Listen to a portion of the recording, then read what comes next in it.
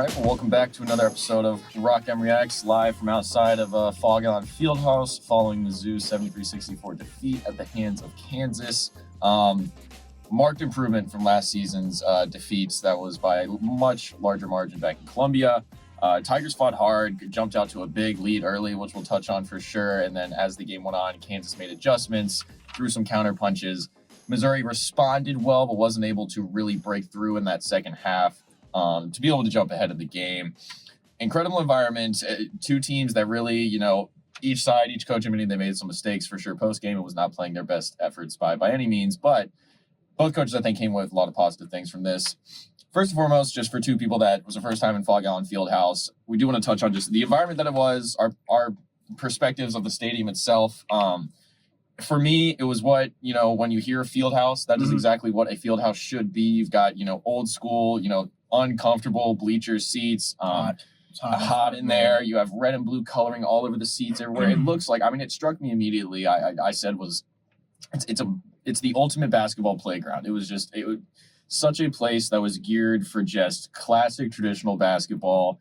I love the stadium. I think it was a phenomenal place to play. It was student sections where I think it's also so impressive that they have student section on two different sides of the stadium. One side even reaches up as far to the top rows. They were filled up. It would have been 4 hours before the game if they let them. It was 2 hours before that they were already full. So overall, yeah, my impressions, rave reviews, was a bucket list arena to kind of check off. The environment was crazy, incredibly loud in there. It holds the noise as well as advertised, and all the above. So, your opening impression is just kind of what the fog was like. The arena? Yeah. It's even a, how am I trying to say this? Home court advantage against the visiting media, because the benches we were sitting on were not pleasant at all. But once you get in the arena, once you brave Lawrence and you get into the arena, I don't know why this city's built on hills. The only place with hills in the state of Kansas. I'm just going to rant about that for a little bit. But no, I'm not. I'm kidding. But once you get into the arena, yeah, that's one college basketball venue that you want to visit. I've been to Arkansas and Tennessee, and this is probably, I would say this is up there with those arenas as well. Incredibly loud. We're all packed in there. You can tell it's a 1950 style arena when you go in there. It's just a great atmosphere. You got to give credit to Kansas there on that part, but that's the only really much good credit I'm going to give to them outside of the basketball that they play, I would say. But, it's a place that I would recommend if Mizzou ever comes here again. And if Mizzou comes here, hopefully an even better team they have now, that you come and visit the fall. It's definitely worth the trip. I would say also we saw pregame a lot of players, parents, families were vocally not very happy with how far they put the us rafters all up they were kind of sitting. It was all the Mizzou faithful were kind of very up in that back corner. It created a lot of noise. Mizzou fans showed up and were making noise and we were cheering hard. So hey, they're good on them for that. But yeah, incredible environment, incredible arena itself. Moving on to the game itself. Those opening minutes, 20-12 lead. Mizzou looks unfazed, like they were prepared for this environment, the level that this game would be played at. They were playing it at their pace, some hot shooting from outside. Kansas wasn't getting really a lot of high-quality looks. Hunter Dickinson was really limited early on. Sean East was playmaking as he usually is, and we'll touch on him more later on. But yeah, that opening stretch, phenomenal. Gates said post-game, those 14 minutes of basketball, he could find almost nothing wrong with. It was probably the best 14 minutes they played this season. Yeah. Rest of the game, Kansas made adjustments. Mizzou was focusing heavy on taking away Hunter Dickinson, leaving KJ Adams open in kind of that logo paint area to take some floaters. They were going to dare him to do that, go all in on Dickinson.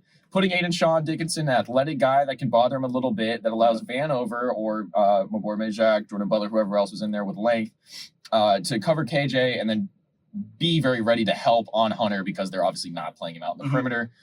Kansas adjusted to that. KJ started knocking down some floaters. McCullough and Harris got a lot more aggressive and really took advantage as well. And Dickinson kind of took a step back, still had his double-double per usual, but took a step back. Kansas adjusted. Mizzou's quality of shot really diminished as the game went on. Sean East was really the only one that looked consistently comfortable on the offensive end, which became an issue. Tigers hung in there in the second half. Both teams kind of went through droughts. Finally got to the free throw line in the second half as well, which was something that's plagued them all season long. But they cut it down to 8 points a couple times in the second half, couldn't make that final breakthrough. So just the encouraging signs of that early start, but B, kind of what you saw, both negative and positive throughout the rest of the game after that. If, like I told you this off camera, if we were playing any other number 2 team in the nation, and had the performance that they had, they only losing by what, 9 points? Was that it? 9 points? Less than 10 points on the road in a hostile environment. I would say this is a moral victory, but you can't say that in this rivalry, of course, against Kansas. You don't lose to Kansas. There's no moral victories in this. But, Missouri, I would say this. You're playing number 2 team in the nation. They look like an NCAA tournament caliber team out there. It looked like a completely different team from when they played Jackson State. When they got off to that early 20-12 lead in the first half, it resembled the old border showdown games of when Missouri would just play Kansas rough and tough no matter what the records are. And it was very inspiring basketball. I said one of the keys coming into this game is just come out and play confidence and shoot the 3 ball well. And that's one thing they did through those first 10 to 14 minutes. Like Gates said, I don't think there's going to be another team that comes in here that's going to lead Kansas for 14 minutes to start the game. So very encouraging signs, especially from your 3 veterans, Carter East and Nick Honor. They came out firing away, and it was very fun and encouraging basketball to watch, especially a team that's kind of struggled to find its way, a team that's without Caleb Grill, Caleb Brown, already suffered some injuries. John Tonji, we don't know really where he's at right now, but they came out shooting. They got in that middle 8 of the game where Kansas went on that 14-0 run, and you kind of just felt like, this game was kind of over no matter what. But the Tigers, in the end, they didn't quit. They didn't quit in this game, which is very encouraging. They cut it all the way back down to 8, or I believe 6, you said.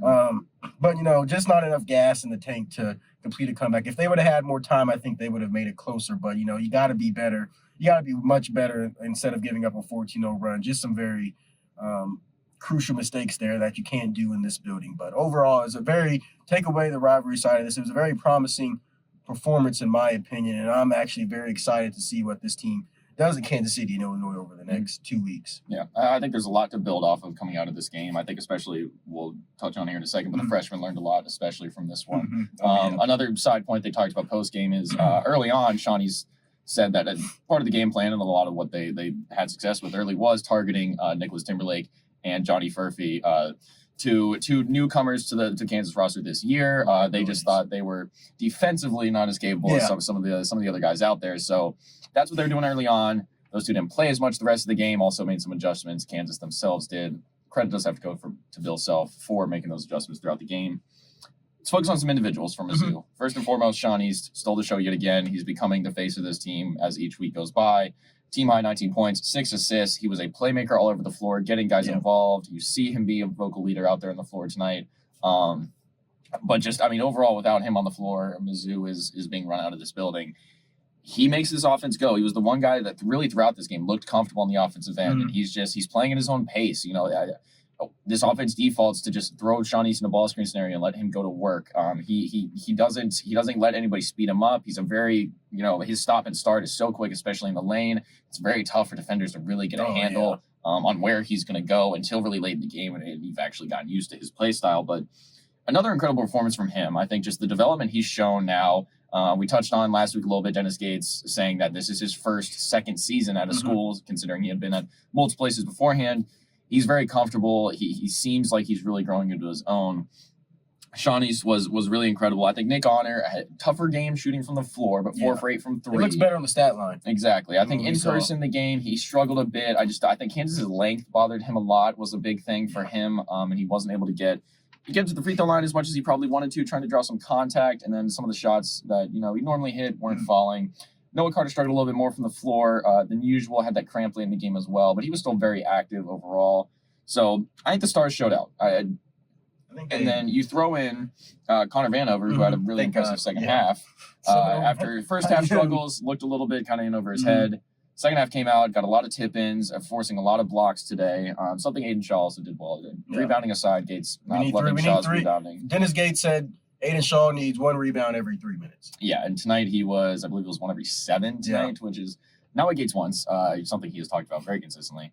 But Shaw was big in the blocks. Vanover was as well. I think very encouraging sign that is going to be talked about a lot coming out of this game was Vanover's second half. But your opinion on how, the Stars, the veterans kind of played in this game and how they can develop. East has that move where he kind of stops and does that little fadeaway kind of floater thing. Oh, that's so fun to watch. It is fun to watch. And it's exciting. It's exciting from where, I think I've said this before, where he's came from last year where he wasn't that, I wouldn't say big as a contributor that he is now, but he's really stepped his game up. And again, he came in this hostile environment and was able to have a good game. I thought, in my opinion, and I'm excited to see what he looks like at Arkansas and Kentucky when Mizzou goes there, because now I think they can go in there and win those games. But he played good, and like we said, with honor. He looked a bit rattled, but he finished with how many points? Was it 17, 21? 17 points. Well, better on the stat sheet, like we said. He looked a bit rattled, but, he's able to get some points up, shoot 50% from the three-point line. Vanover, I thought that run that he had, I was kind of laughing a little bit, thinking, like, is he about to lead this comeback? Because it was just, East lobbing it to him. Yeah, he had 7 straight points, which it'd be nice to get, like, a larger run of that. With the game being closer, but they said East and Honor really got into him at the break, and that contributed to him having a better second half, which is what we need going forward. It's still a young season, and I don't know if we've talked on the freshmen yet, but that's what I was going to next. Leading into that, Anthony Robinson, he had a freshman mistake out there, got swatted there on that transition. We thought when he was slowing down, he's probably going to draw a foul, but I don't know if he was hesitating or anything and just got swatted by, I believe, KJ Adams. But other than that, he didn't look phased like this freshman class hasn't all season. You can tell this is a good freshman group, and I'm excited to see what they bring in the future. Trent Pierce, he's got a long way to go, so is Butler. You would want to start seeing Trent Pierce knocking down some of those three-point shots he's having. But Anthony Robinson, again, he seemed like he had a good game. He wasn't really rattled by Kansas's guards at all. He had that one jumper, I believe, where Kansas was getting ready to get some momentum. Pierre that was getting to go on a run, and he basically silenced the crowd with that jumper. So, again, a good freshman showing. I would say freshman showing. I'm not going to say it's a good, veteran, what you would expect from veterans. A good freshman showing from this group and the field house, and I'm excited to see what they'll do in Mizzou Arena next year. So that's kind of my thoughts on the freshman class, if you had any more to add to that. Yeah, I mean, we saw some freshman mistakes from Pierce. On top of that, one from Anthony Robinson. Pierce had a couple bad turnovers, but he also, out of anybody that played major minutes tonight, finished with the only positive plus-minus. So there's that going for him as well. I think that's why Gates noted that he really loved what he was doing on the defensive end. Was a big reason he was in the game so prominently. Anthony Robinson, almost ripped the ball away from DeJuan Harris, one of the best ball handlers in the country a couple times, which was incredibly impressive. He didn't look rattled, didn't look fazed by this environment. The breakaway, you expected when he's slowing down, he's going to try to draw contact. Everybody in the building knows that KJ Adams is a freak athlete that's going to be able to swat your stuff in the next row. I wish he would have just, if he was going to do that, at least draw the foul, because KJ was coming in hot, and that could have resulted in a foul, some free throws. But it happens. In basketball, sometimes you get caught in a difficult spot, and you got to make a quick decision, and it's not the right way. At least it wasn't a foul, and Phil Pressey basically getting screwed. But that's everyone knows that story. Is probably listening to that. So yeah, of course. And Rush McCullough jersey was retired. The man himself. His jersey was honored at halftime tonight. Kansas leaving a couple. DeJuan Harris on the program as well tonight was a couple subtle shots from the media at Kansas as well. Of course, what's a good rivalry? It's just brewing a big butt whooping they're going to get when they come to Mizzou Arena next year. Fair enough. I'm waiting for it. We will have to look forward to it. Mark someone document that. So, in looking at the overall series, it's 3-0 since the rivalry's been renewed really in these recent years. But you compare this game to last year, and then overall, just how far this Missouri program has come between the years. And personnel aside, Kobe Brown, DeMoy Hodge losing those guys, etc. But how they competed on this floor compared to what they did last year against Mizzou. Bill Self was incredibly complimentary of Gates' post-game, talking about his game plan and just, how much work they've done in such a short period of time and where they're going. And Gates himself was also agreeing, saying, I want to be in the future in a position that Bill Self has, being 20 plus years to school, having built something so rock solid like they have here. Your just opinions on how far this program has come culturally and just in how they're able to compete in an environment like this from last year to this year. They're still in the infant stages, as Gates likes to say. They weren't ready for this moment last year. They looked ready for it tonight. Now it's about how do you take that next step to closing the deal in a game like that. Oh my goodness, like I said, it's sometimes frustrating because I believe that they are so close. Like I said, I believe after coming away from this game, this team is probably going to make the tournament, in my opinion. That's just my opinion personally, but I would like to extend it past 2 years ago when they came here and lost by dang near, 40 points with Konzo Martin. Then you have the regime change. Dennis Gates comes in here. He's building something new. You still get crushed by Kansas as you're still building something in your infant stages, and this program still is in the infant stages of what I think the pinnacle of it's going to be within the next few years. And then you come in here and you only lose by 9 points. That's growth right there. That's growth right there. And it's exciting that you have a game like this. the culture has come a long way from where it was. I think Mizzou basketball has come a long way. It's kind of reviving the old kind of glory days from where it's at. But this was kind of a representation. You didn't come away with the W, but you came away with a moral win, if that's how we want to put it. And it goes to show how far this program is coming, and Mizzou fans should really be excited for what is entailed, what's coming up, because you still got a lot of good games left, even this year.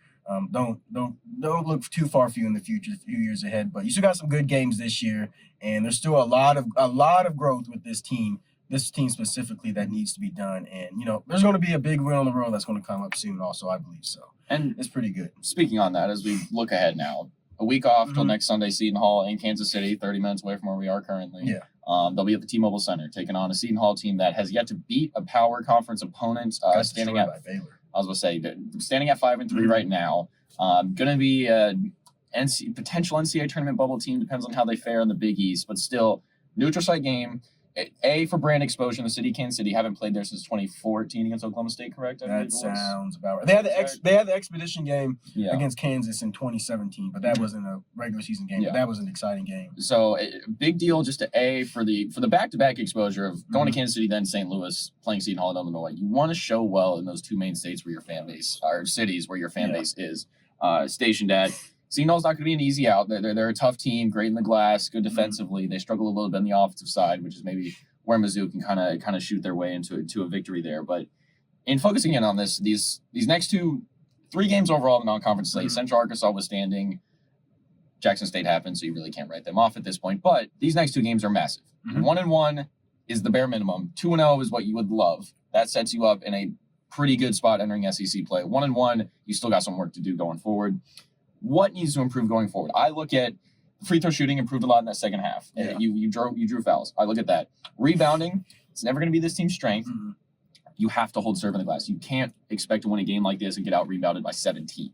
Keep it within 5 at least. That's what you have to do. And then you've got to have, again, just like last year, more consistent shooting. And you're going to have cold stretches. Every team does, of course, and you're going to lose games because of it. It can't become a long-term issue, especially for a team that still does have a pretty small margin for error. Going forward, you're going to need some guys really picking up offense. Yeah. Caleb Grill being out the next 5 to 7 weeks, more than likely will be at least for the first couple of games of SEC play, if not longer. You're going to have to find a way to kind of fill his role in the team. He provided a lot in the glass and shooting-wise.